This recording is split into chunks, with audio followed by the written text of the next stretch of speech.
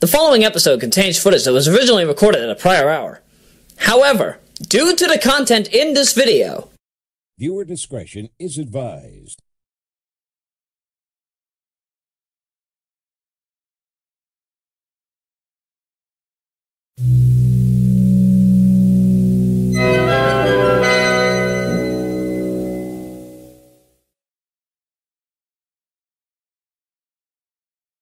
Jaleco.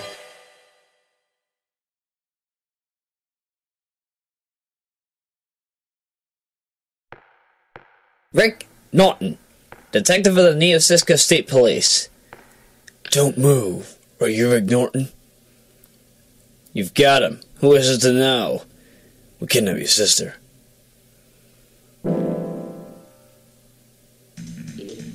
What? You bastard! Why this? Come to the city stadium tomorrow morning with the tape. While the tape exists, you will still have trouble. Maria. Brother, it's a big scoop! I found Jags' business place. With this, I'll be admitted as a first-class news reporter. Maria, hang in there. Surely it will rescue you. For several years, a new type of stimulant called Jicus has spread here in Neo-Cisco. The truth about the illegal business organization is covered completely with mystery, except the name JoCal and the city that had followed the way of ruin. Douglas Build, Sergeant of the Neo-Cisco State Police. Norton, take me along. Let me help you fight them. In place of your father, I've been watching you since you were a child. There's no way I could abandon you now. Build.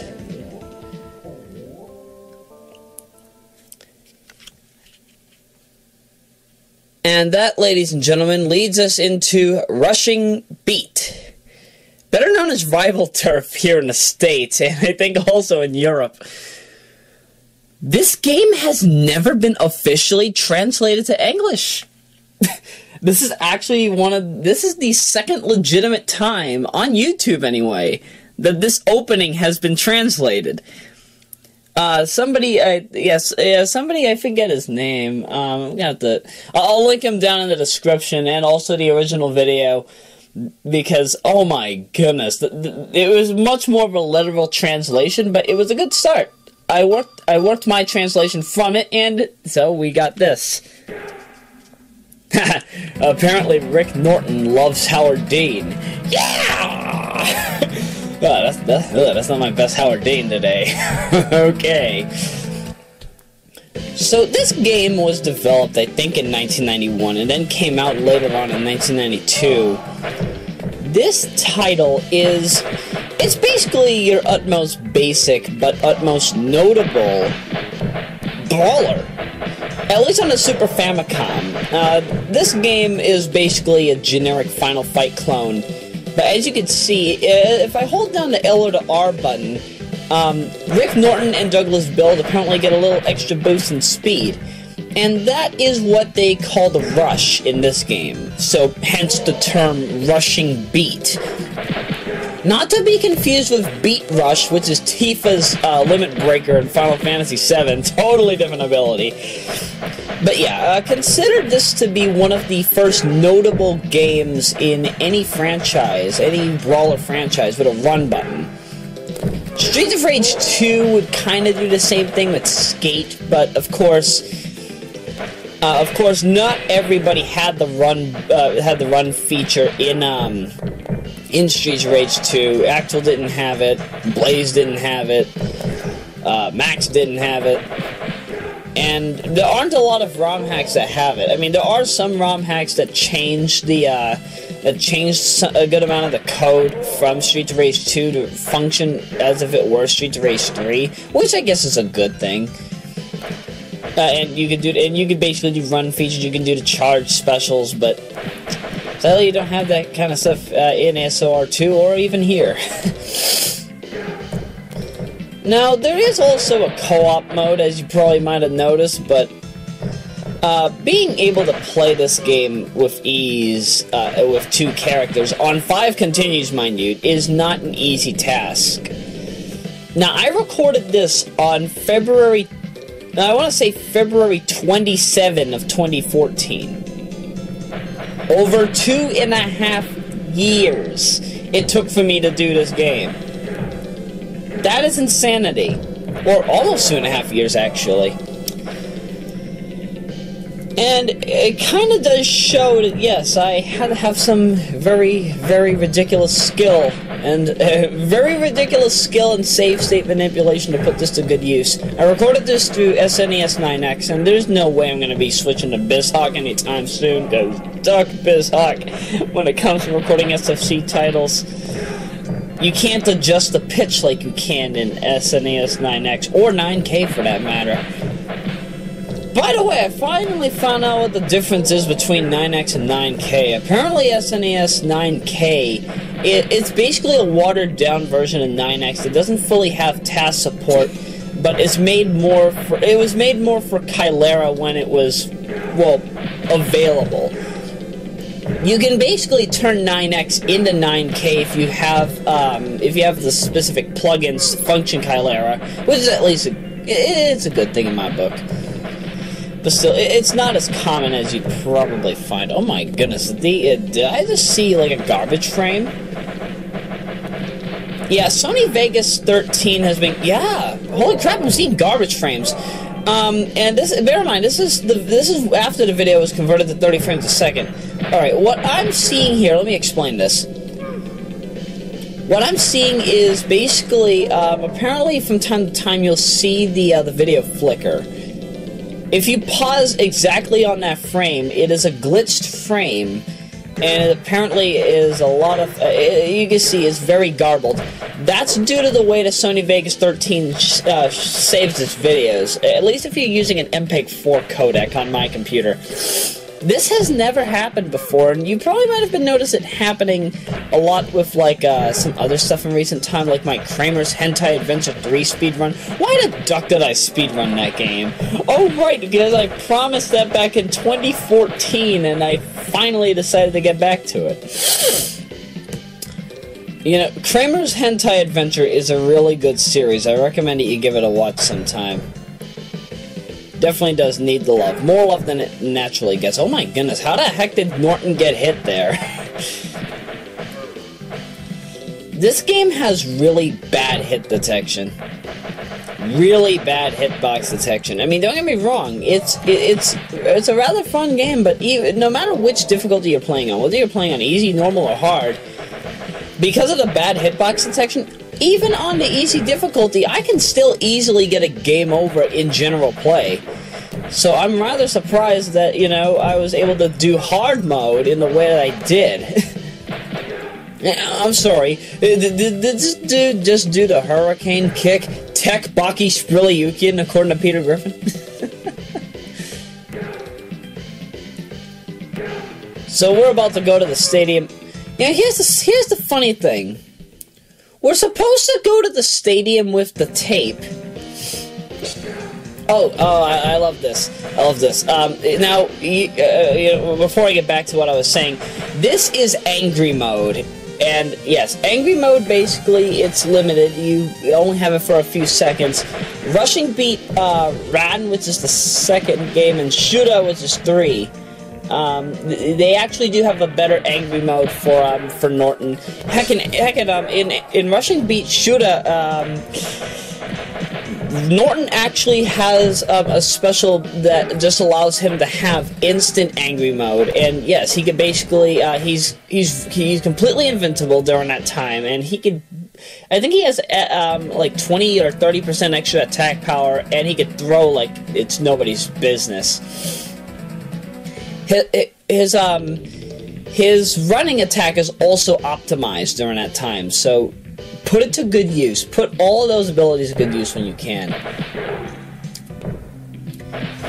But as I was saying, we were about to get to the stadium, and as you can tell, you know, Norton's just here to beat the crap out of people. He's not giving up the videotape. So, to explain what's going on here, so JoCal is the business place of, JoCal is the business place of where Jicus is being formed, the Jicus stimulant. Apparently, though, the stimulant Jicus, even though I guess it basically, it's considered it to be like a steroid. And assume that all of these guys, yes, even Bob Marley, who we just beat the crap out of, assume that all of them are on the Jicus stimulant and are just trying to be, I don't know, trying to be able to take down Norton and Build without any kind of limits. However, I'll be truthful. Unfortunately, the U.S. version, Rival Turf, didn't have this story at all. Apparently, I think Rick Norton's sister is basically his girlfriend now, and he's been renamed to Jack Flack. Alongside that, Douglas Build is now known as Uzi Nelson. Yes, Uzi Nelson. Oh, what a name! But alongside that, they gave Douglas Build the utmost oddest of aesthetic changes I've ever seen. Cosmetic changes, actually, when it comes to a video game character. You know, Douglas Build, you know, he's white in this game. They turned him into a black man when they turned him into Uzi Nelson. Don't get me wrong. It's not a bad thing that that Douglas Build could become black overnight, but still. I don't know if that kind of damaged the overall quality of Rushing Beat here in the States and in Europe. Jaleco has some really, really ducked up localization standards, if that's the case. Which is why, you know, if Rushing Beat ever were to be re-released, I would... Well, does Jaleco even exist still? If it doesn't, and for some reason I happen to just, I don't know, be wealthy enough to pick up the rights to Rushing Beat, I will gladly re-release the game with a totally retranslated script. I actually think that the one I've got here is pretty ducking decent. So, yeah, I think that'll help. I think it'll help. Heck, maybe I could even, I don't know, make a 3D remake with lovely filler content. Yeah, filler content in a Brawler game. What could you add? I don't know, maybe special stages? Oh, yeah! Apparently in the prototype version of this game, I forget which levels have it. I think it's 1, 2, 4, and 5, or 1, 2, 4 and 6, so 1, 3, 4, and 6. But if you play this game, like if you play like prototype builds, or if you have like pro action replay codes to mess around with, one of the major benefits about this game is that it has what am I trying to say?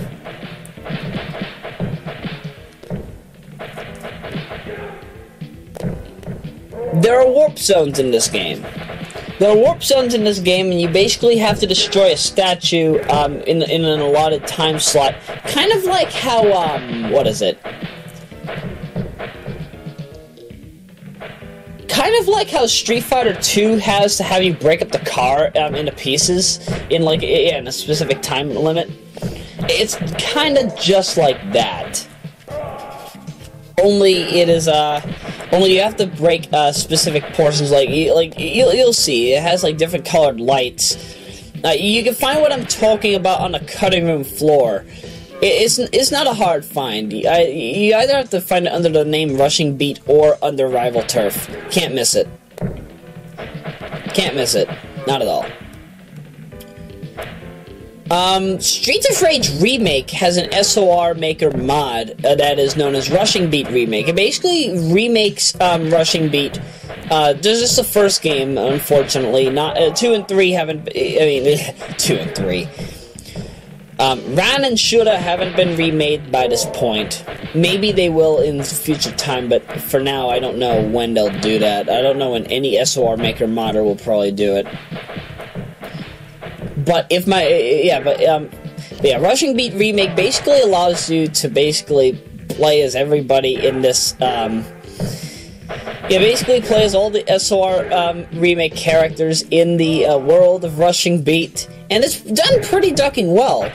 In the final version, or at least the most recent revision of this particular mod, you actually don't have to worry much about the fact that now, yes, there are special stages in that particular mod. So if you find the hidden areas, what you're basically able to do is, you can find an alternate route to complete the level. Originally, they would warp you to other levels, but unfortunately, because of the way that SOR Maker works, you only just go to the next level. So consider it to be an alternate path with an alternate boss. Like in Stage 1, I've only done the Stage 1 Warp Zone area by this point in time. But, let's see, I think I did that as Axel and Max, or Axel and Shiva. Also, please be very careful of the cars. Those actually... Oh, wait, no, sorry, I'm thinking SOR Maker. Yeah, only SOR Maker can, has the cars that can hurt you. But yeah, Stage 1 gives you, like, a boxing ring. I don't know what the later stages are going to give you for extra areas. It's going to be fun. So, we're fighting Honky. And Honky is fighting with a jukebox? Really? I mean, a jukebox. Boombox! Boombox! But this is the irony about this. And I'm sure he got a name change because of it. Obviously because of Nintendo of America's family-friendly system, but still. You're an Afro-American dude named Honky. Are you a white Afro-American? Actually, I don't think that's right of me to make that joke, because I'm a white Afro-American. Yes, I am. Yes, I am everything in the book. I'm white, I'm black, I'm Asian, I'm Native American. You name it, I've probably got it. And that's gonna be the end of part 1. Oh my goodness. Well, I decided it would probably be best if these are if this Brawler is a 3-part commentary, because we've got about 52 minutes and 23 seconds still left to go, at least before editing. Obviously, it's gonna be, I'd say... Oh, wait a minute. Right! Doc. So it will just be 52 minutes and 23 extra seconds for the rest of the commentary. I totally forgot.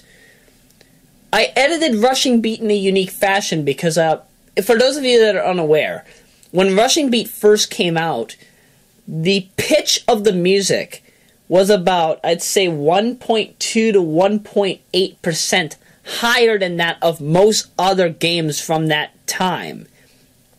So this meant that I didn't need to do much of anything when it came to audio editing, and as a result, you're actually seeing the game at its original speed, as opposed to me bumping up the speed of the video by about 2.3 to 2.4%, just for the sake of making my quality commentary sync up with the video's audio. So, I apologize if the audio sounds a bit scratchy in terms of my recording voice. Just to assure that you know that's from the editing that I had to do, and the very, very ridiculous resampling the Virtual DJ Pro 7 has. But, with that cleared out of the way, let's get to part 2. Oh, alright, it's a bulk set. Hit the next button for more, please.